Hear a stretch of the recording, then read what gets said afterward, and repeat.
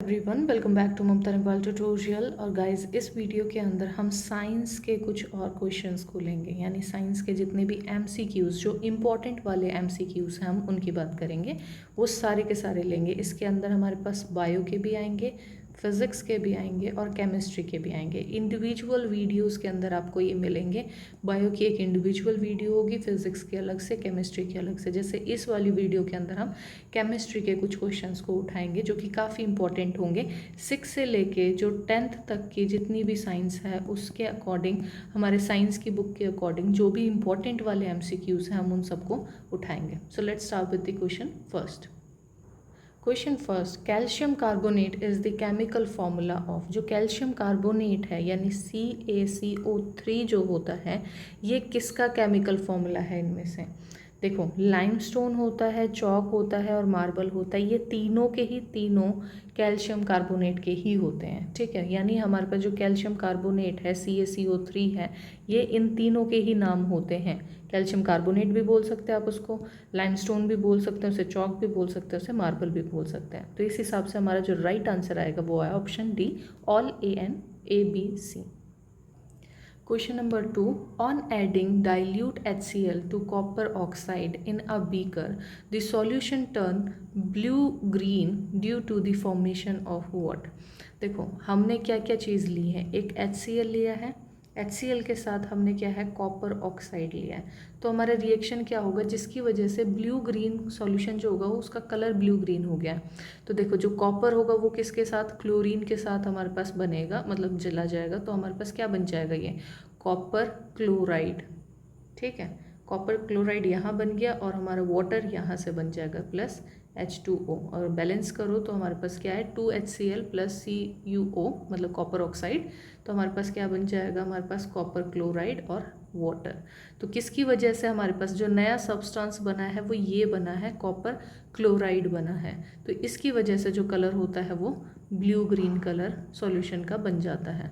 तो इस हिसाब से हमारा राइट आंसर कौन सा होगा, ऑप्शन नंबर सी।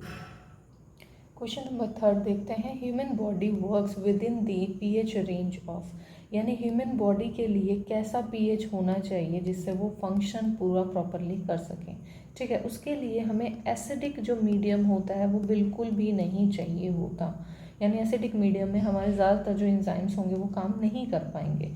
तो उसके हिसाब से हमारे पास क्या है, ये तो बहुत ज़्यादा एसिडिक है, ये तो चांस ही नहीं होता। ये बहुत ज़्यादा एक्सट्रीम बेसिक है तो वो भी नहीं हो सकता। 4 to 5 जो होता है ये भी हमारे पास क्या है, एसिडिक मीडियम होता है, तो ये भी नहीं होगा। 7 क्या होता है, हमारा न्यूट्रल होता है। 7.8 क्या होता है, स्लाइटली बेसिक होता है। तो ये एक ऐसा होता है हमारे पास जो ह्यूमन बॉडी के अंदर ऐसा pH रेंज होता है जिसमें हमारी बॉडी सबसे ज़्यादा अच्छे से काम कर पाती है। तो ऑप्शन ए इसका करेक्ट आंसर होगा। नेक्स्ट क्वेश्चन है, ये बहुत ही इजी क्वेश्चन है। A basic solution could have a pH of. देखो, बेसिक सॉल्यूशन का pH कैसा होगा। अब देखो, हमारे पास कहाँ से होती है, ये हमारे पास pH रेंज होती है, यानी pH स्केल देखेंगे तो हमारे पास क्या है, 1 से लेके 14 तक अगर हम काउंट कर रहे हैं तो 1 जो होगा वो, और बीच वाला हमारा क्या है 7। 7 क्या होता है, हमारा न्यूट्रल होता है। 7 से अगर हम इधर डिसेंड इस साइड के साइड जाते हैं तो ये सारा हमारा क्या होता है, एसिड होता है, यानी ये एसिडिक चीज़ होगी। और इस साइड अगर जाएंगे तो वो बेसिक होती है, इधर की साइड क्या होगी, बेसिक चीज़ होगी। तो हमें यही पूछा है बेसिक सॉल्यूशन कौन सा होगा pH का। तो इनमें से बेसिक कौन सा है, 7 से ऊपर। देखो, ये 7 है, ये तो न्यूट्रल है, ये 2 कम है, 1 कम है। 7 से ऊपर कौन सा हमारा, 11। तो ये हमारा बेसिक सॉल्यूशन है, ऑप्शन बी इसका राइट आंसर होगा। नेक्स्ट क्वेश्चन देखते हैं, question number 5। Which of the following gives the correct increasing order of acidic strength, ठीक है। तो देखो, एसिडिक स्ट्रेंथ देखनी है और इंक्रीजिंग ऑर्डर, यानी हमारा जो स्टार्ट होगा वो सबसे कम होना चाहिए और लास्ट वाले में सबसे ज़्यादा एसिडिक जो स्ट्रेंथ होती है वो होनी चाहिए। तो इस हिसाब से हमें एक रेंज तैयार करनी है। अब देखो, सबसे पहले में क्या है, वाटर। वाटर क्या होता है, हमारा न्यूट्रल होता है, तो सबसे कम तो हमारा एसिडिटी में यही हो सकता है। दूसरा क्या है हमारे पास, एसिटिक एसिड। एसिटिक एसिड क्या होता है, CH3COOH। ये क्या है, एसिडिक एसिड है, और ये क्या है, एक वीक एसिड होता है। इससे स्ट्रॉन्ग एसिड हमारे पास क्या है, हाइड्रोक्लोराइड एसिड जो होता है, HCl जो है वो उससे ज़्यादा स्ट्रॉन्ग होता है। तो ऑब्वियसली हमारे पास सबसे कम है, उससे ज़्यादा है, और सबसे ज़्यादा है।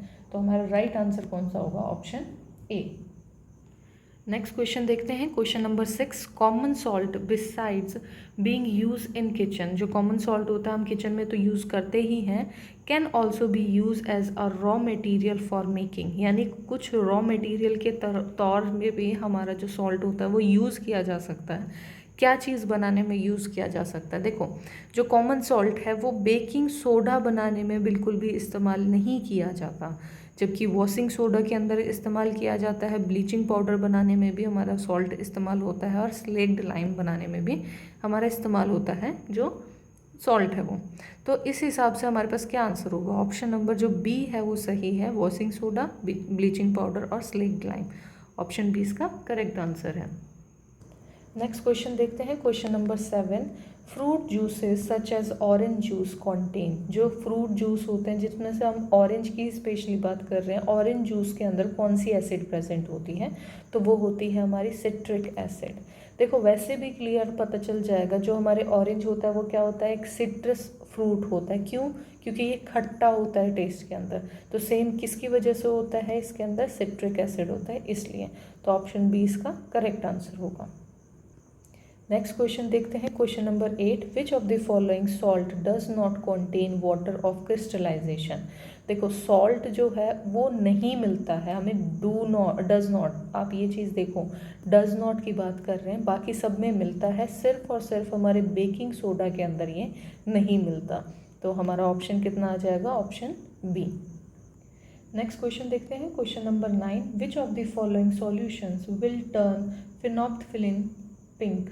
ठीक है, ये क्या होता है, ये हमारा एक इंडिकेटर होता है जो कि बताता है कि बेस कौन सा है और एसिड कौन सा है।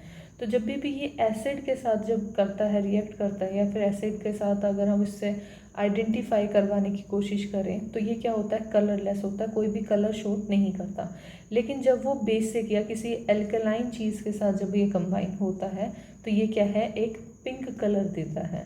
तो इनमें से हमारे पास जो अल्कलाइन है वो क्या है, KOH। ठीक है, पोटेशियम हाइड्रोक्साइड जो है ये अल्कलाइन है। इसके अलावा हम और क्या ले सकते थे, अमोनियम हाइड्रोक्साइड भी ले सकते थे, यानी हमारे पास अगर ऑप्शन में ये होता तो ये भी हमारा राइट आंसर होता। तो ऑप्शन सी इसका करेक्ट आंसर होगा, पोटेशियम हाइड्रोक्साइड। नेक्स्ट क्वेश्चन देखते हैं, question number 10। The acid having highest hydrogen ion concentration is one with. देखो हाईएस्ट हाइड्रोजन आयन की बात करें, एच पॉजिटिव जो आयन्स होते हैं उनकी, तो ये किस में होंगे, जो एसिड होगा, जो भी एसिडिक चीज़ें होती हैं उनके अंदर क्या होता है, एच पॉजिटिव जो हाइड्रोजन आयन्स होते हैं ये ज़्यादा कंसंट्रेशन में होते हैं। तो इनके अकॉर्डिंग अगर देखो तो ये तो हमारे पास क्या है, न्यूट्रल है, और ये हमारे पास क्या है, बेसिक है। तो इनमें तो चांसेस हो ही नहीं सकते। ये दोनों के अंदर हमारे पास H पॉजिटिव आयंस होंगे, क्योंकि ये दोनों के दोनों क्या है, pH एसिडिक pH का है। और सबसे ज़्यादा किस में निकलेंगे, हाईएस्ट पूछा है तो वो इसमें निकलेंगे 1.8, क्योंकि ये सबसे ज़्यादा स्ट्रॉन्ग एसिड है। तो ऑप्शन बी इसका करेक्ट आंसर होगा।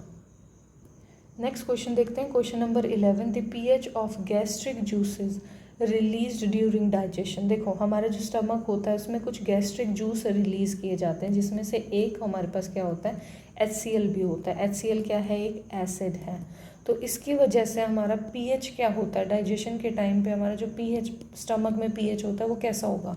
देखो हमारे पास इक्वल टू 7 हो नहीं सकता, न्यूट्रल नहीं है, ये एसिडिक है। तो हमेशा एसिडिक के लिए क्या होता है, लेस देन 7 होना चाहिए। अगर 7 से रेंज उसकी कम है तो वो क्या होगा, एसिड होगा। 7 से रेंज अगर उसकी ज़्यादा है तो वो क्या होगा, बेस होगा।